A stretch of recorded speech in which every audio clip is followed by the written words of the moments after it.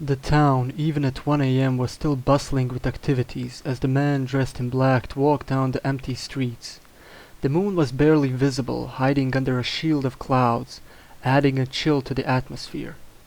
What was most recognized about the man was the sound of his footsteps.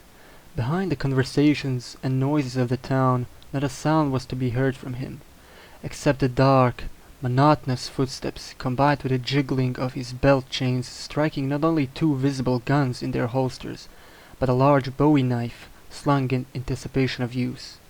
The wide-brimmed hat cast a pitch-black shadow of his already dimly lit face. He wore black gloves with a type of metal spiked band across the knuckles. A black overcoat covered most of his body, small lines of metal and half-inch spikes lowering upper portions of the shoulders, arms, and back. His boots were newly polished and didn't look like they'd been used much. He carried a black duffel bag in his right hand. He apparently had parked a car nearby and looked ready for a small war with whoever came across his way. I've never seen anyone take this Mad Max approach in the city, especially since the piggies had been called to this part of the town for a series of crimes lately. Yet, in the midst of the nightlife, in the center of the average-sized town, this man walked, fueled by some untold purpose, what Christians would call evil. The guns slung on his belt appeared to be automatic handguns, which were draped above rows of magazines and clips. He smoked a thin cigar, and a sweet cloesque scent emitted from his aura. He stood about 6 feet and 4 inches and was strongly built. His face was entirely in shadow.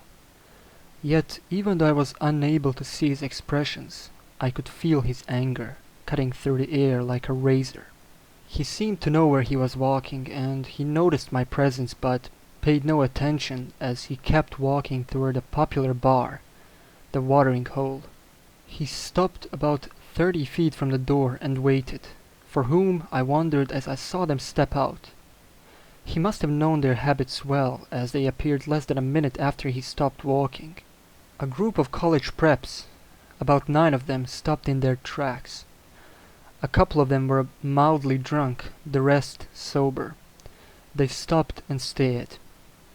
The streetlights illuminated the bar, and the sidewalk showed me a clear view of their stare, full of paralysis and fear. They knew who he was and why he was there. The second largest spoke up. "What are you doing, man? Why are you here?" The man in black said nothing, but even at my distance, I could feel his anger growing. "You still wanna fight, huh?" I meant not with weapons. I just meant a fist fight." "Come on, put the guns away, fucking pussy," said the largest prep, his voice quivering as he spoke these words of attempted courage. Other preps could be heard, muttering in the background. "Nice trench coat, dude. That's pretty cool there." "Dude, we were just messing around the other day. Chill out, man." I didn't do anything. It was all them." "Come on, man. You wouldn't shoot us. We're in a public place."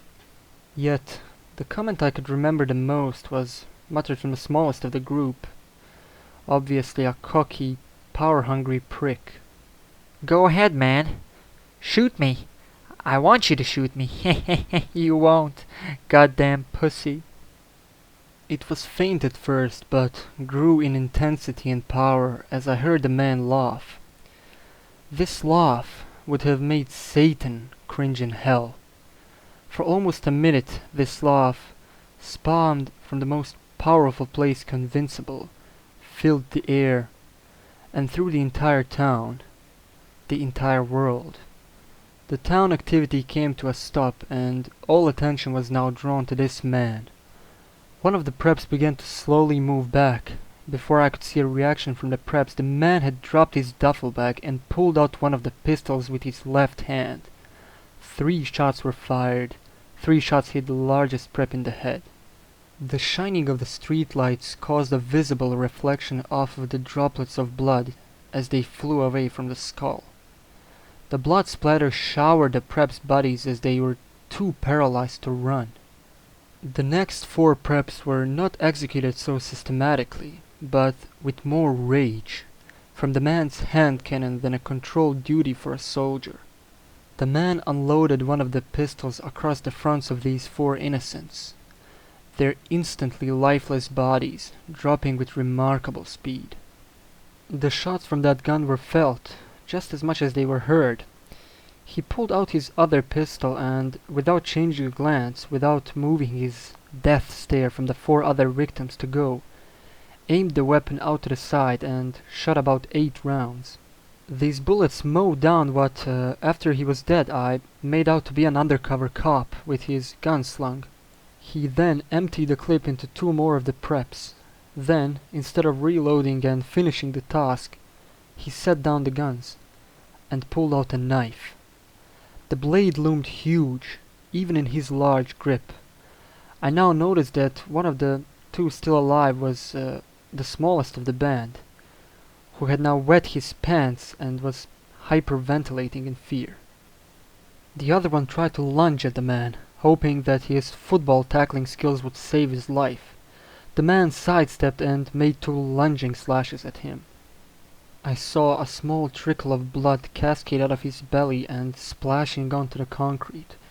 His head wound was almost as bad as the shadow formed by the bar's lightning showed blood dripping off his face. The last one, the smallest one, tried to run. The man quickly reloaded and shot him through the lower leg. He instantly fell and cried in pain. The man then pulled out of the duffel bag what looked like to be some type of electronic device. I saw him tweak the dials and press a button. I heard a faint yet powerful explosion. I would have to guess about 6 miles away, then another one occurred closer. After recalling the night many times, I finally understood that these were diversions to attract the cops. The last prep was bawling and trying to crawl away. The man walked up behind him. I remember the sound of the impact wail. The man came down with his left hand right on the prep's head. The metal pieces did its work as I saw his hand get buried 2 inches into the guy's skull. The man pulled his arm out and stood unmoving for about a minute. The town was utterly still, except for the faint wail of the police sirens. The man picked up the bag and his clips and proceeded to walk back the way he came. I was still as he came my way again. He stopped and gave me a look I will never forget. If I could face an emotion of God, it would have looked like the man. I not only saw his face, but also felt emanating from his power, complacence, closure, and godliness. The man smiled, and in that instant, through no endeavor of my own, I understood his actions. Now, at the end, I want to say a few words. If you read the little text that the teacher wrote beneath the writing, you can see that she criticizes him for the inappropriate nature of this text and for the profanity used, but she also compliments him on his writing skills. So yeah, that is it for this episode. I will see you on the next one.